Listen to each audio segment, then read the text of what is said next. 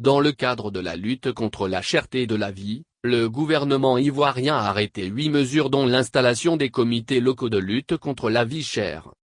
Tout en saluant l'ensemble des mesures du gouvernement, les organisations des consommateurs de Côte d'Ivoire souhaitent que les autorités les impliquent dans cette bataille.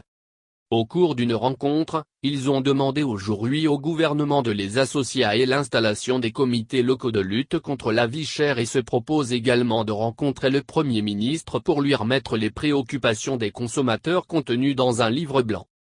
Nous sollicitons une audience auprès de Monsieur le Premier ministre afin de lui remettre un livre blanc des préoccupations des consommateurs, a précisé le porte-parole Jean-Baptiste Kofi dans une déclaration en notre possession.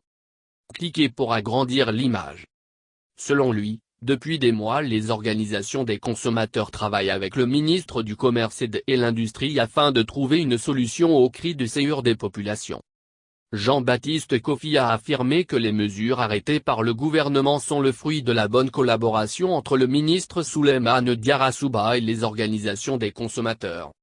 C'est pourquoi, les organisations félicitent chaleureusement le ministre du Commerce et de l'Industrie, pour avoir si traduit fidèlement au gouvernement les aspirations profondes des consommateurs de Côte d'Ivoire et lui demandent de transmettre leur reconnaissance au Premier ministre et son gouvernement et son Excellence le Président de la République de Côte d'Ivoire.